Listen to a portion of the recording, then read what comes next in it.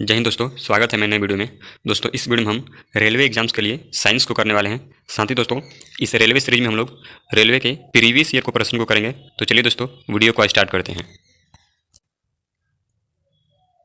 यहाँ दिया हुआ है दोस्तों कि ऐसे तत्व जिनके रासायनिक गुण समान होते हैं लेकिन परमाणु द्रव्यमान भिन्न भिन्न होते हैं उन्हें समस्थानिक कहा जाता है। साथ ही दोस्तों समस्थानिकों के जो परमाणु संख्या होती है वो भी समान होती है। इसको भी ध्यान रखिएगा।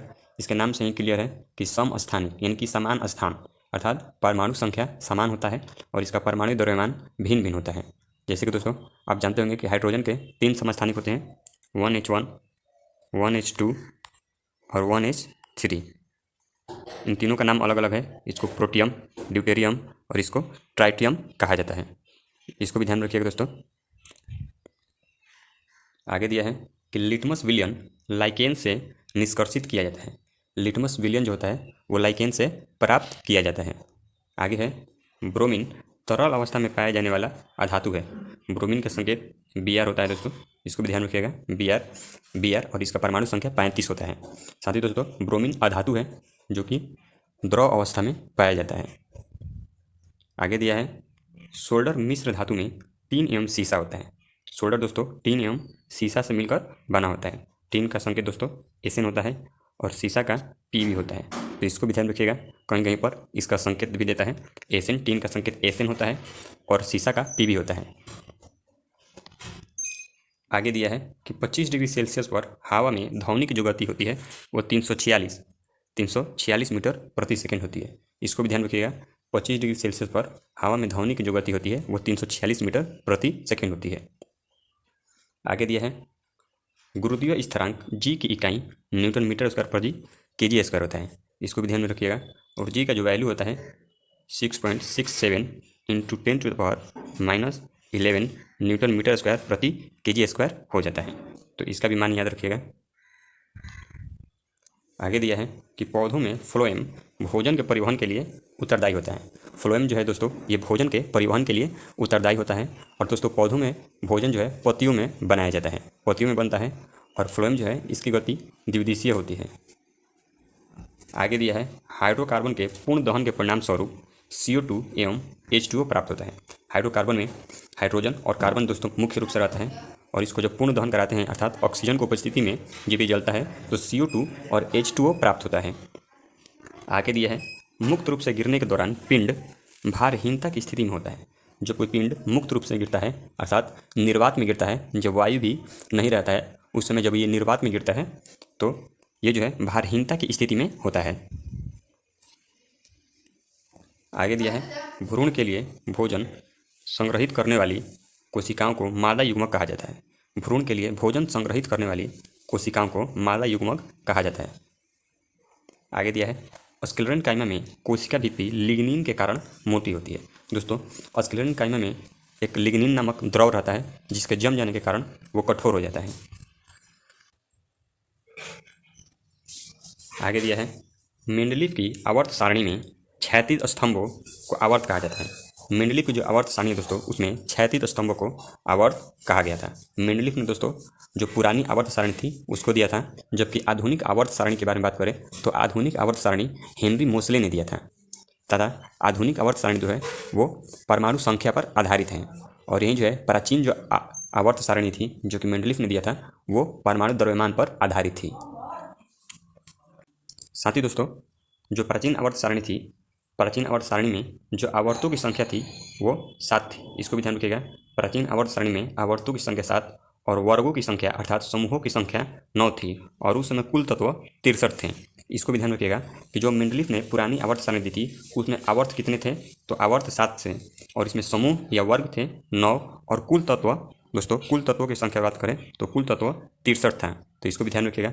लेकिन जो आधुनिक आवर्त सारणी है उसमें भी आवर्तों की संख्या 7 है, लेकिन उसमें जो वर्गों की संख्या है आधुनिक आवर्त सारणी में वर्गों की संख्या 18 है और वर्तमान समय में तत्वों की संख्या दोस्तों 118 है। इसको भी ध्यान रखिएगा। 118 है वर्तमान में तत्वों की संख्या आधुनिक आवर्त सारणी के अनुसार।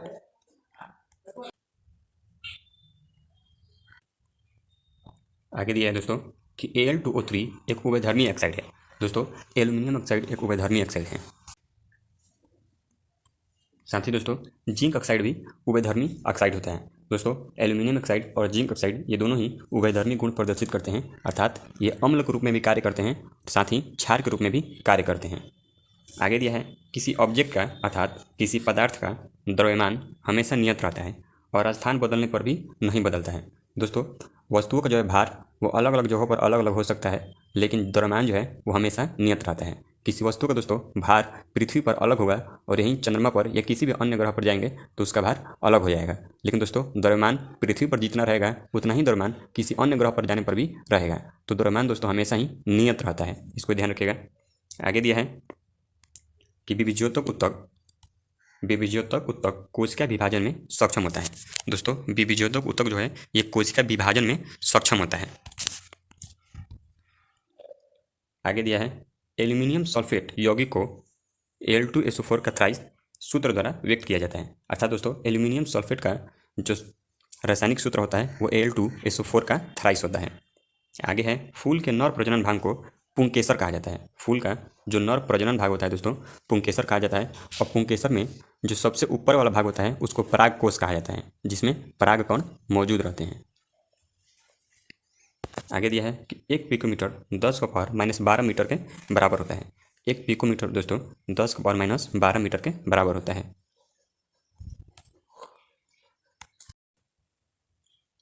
आगे दिया दोस्तों कि जब किसी प्रतिरक्षा बल F को विपरीत दिशा में लगाया जाता है तो दो दिशाओं के बीच का कोण 180 डिग्री होता है। दोस्तों जब किसी प्रतिरक्षा बल F को विपरीत दिशा में लगाया जाता है तो दो दिशाओं के बीच का जो कोण होगा वो 180 डिग्री हो जाएगा। जैसे दोस्तों ये है और इसके विपरीत ऐसे कर देंगे तो ये पूरा जो है 180 डिग्री का कोण जो है बन जाएगा। आगे दिया है कि 1 किलोवाट घंटा 3.6 × 10⁻6 जूल के बराबर होता है। यानी दोस्तों 1 किलोवाट जो घंटा होता है वो 3.6 × 10⁻6 जूल के बराबर होता है। इसको दोस्तों हम लोग बदल सकते हैं, जैसे 1 किलोवाट घंटा है तो 1 किलोवाट में 1000 वाट हो जाएगा, और गुणे हावर को हम लोग सेकेंड में बदल देंगे।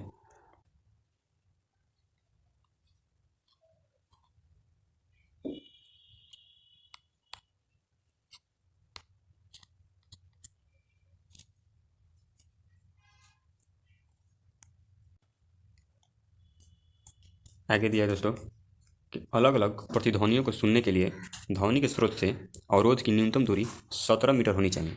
दोस्तों स्रोत और परावर्तक जो सतह होता है उसके बीच की जो न्यूनतम दूरी है दोस्तों वो 17 मीटर होनी चाहिए।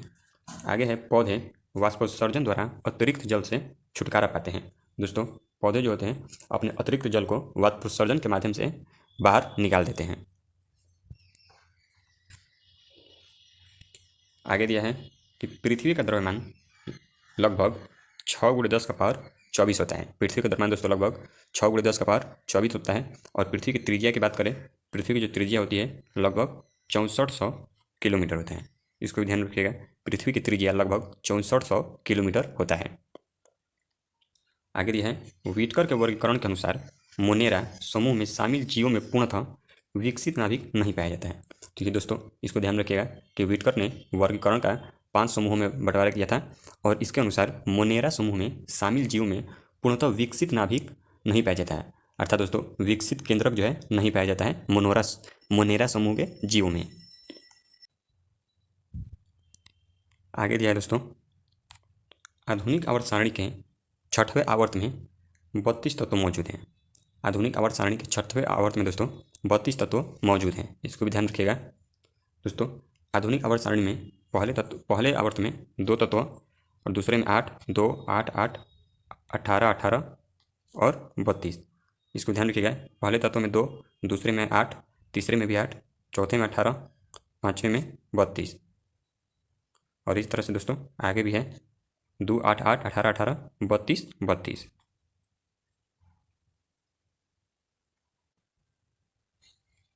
आगे दिया है कि मेंडलीव की आवर्त सारणी में ऊर्ध्वाधर कॉलम समूह कहलाता है। मेंडलीव की जो आवर्त सारणी थी दोस्तों उन्होंने प्राचीन आवर्त सारणी को दिया था, और उसमें जो ऊर्ध्वाधर अर्थात जो लंबवत कॉलम होता है उसको समूह कहा गया था, और जो क्षैतिज कॉलम होता है उसको आवर्त कहा गया था। आगे दिया है कि एक संपीड़ित स्प्रिंग में स्थितिज ऊर्जा होती है। एक संपीड़ित यानी कि संपीड़ित का मतलब दोस्तों संकुचित, मतलब जिसको दबाया गया हो, उस स्प्रिंग में स्थितिज ऊर्जा होती है। आगे है कि एक वस्तु को उत्तल दर्पण के सामने अनंत और दर्पण के ध्रुव के बीच रखने पर प्रतिबिंब की स्थिति आभासी और छोटा होता है। दोस्तों उत्तल दर्पण में हमेशा ही आभासी और छोटा प्रतिबिंब बनता है। इसको ध्यान रखिएगा कि उत्तल दर्पण में हमेशा आभासी और छोटा प्रतिबिंब बनता है। और दोस्तों उसमें दो ही कंडीशन होते हैं, एक कि यदि वस्तु जो है अनंत पर है तो उसका जो है प्रतिबिंब फोकस पर बनेगा, और दूसरा है कि अनंत को छोड़कर अगर वस्तु कहीं भी उत्तल दर्पण के सामने रख दिया जाए तो उसका प्रतिबिंब उत्तल दर्पण और फोकस के बीच ही बनता है। तो दोस्तों दो ही कंडीशन होता है इसमें प्रतिबिंब बनने के, तो इन दोनों को याद रखिएगा। आगे दिया है मेंडलीव के आवर्त नियम के अनुसार तत्वों के गुणधर्म उनके परमाणु भारों के आवर्त फलन होते हैं। दोस्तों मेंडलीव के अनुसार जो आवर्त नियम के अनुसार तत्वों के जो गुणधर्म हैं उनके परमाणु भारों के आवर्ती फलन होते हैं। अर्थात दोस्तों मेंडलीव का जो आवर्त सारणी था, जो कि प्राचीन आवर्त सारणी इन्होंने दिया था, उसमें जो है तत्वों को परमाणु भार के बढ़ते क्रम में सजाया गया था। लेकिन दोस्तों जो आधुनिक आवर्त सारणी है, जो कि मोसले के द्वारा दिया गया है, इसमें तत्वों को परमाणु संख्या के बढ़ते क्रम में सजाया गया है।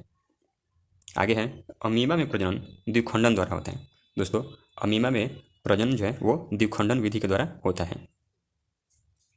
आगे दिया है ठोस के पिघलने के दौरान इसका तापमान परिवर्तित नहीं होता है। आगे दिया है कि अधिकांश सरीसृपों में एक 3 कक्षीय हृदय होता है। अधिकांश जो सरीसृप होते हैं दोस्तों उनमें 3 कक्षीय हृदय होता है।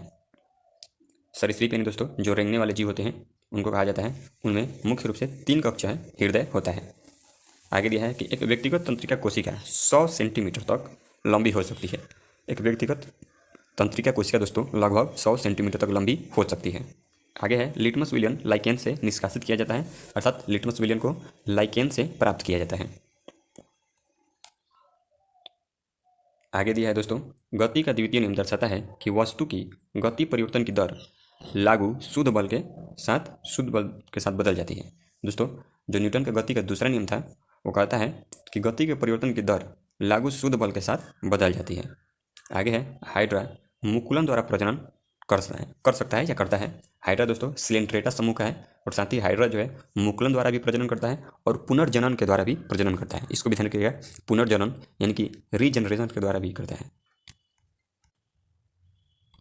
आगे दिया है कि गतिज ऊर्जा को 1/2 mv² द्वारा व्यक्त किया जाता है, जहाँ पर दोस्तों m जो है द्रव्यमान को सूचित करता है, m द्रव्यमान को सूचित करता है जिसको इंग्लिश में मास कहा जाता है, और v वेलोसिटी को सूचित करता है जिसको हिंदी में वेग कहा जाता है।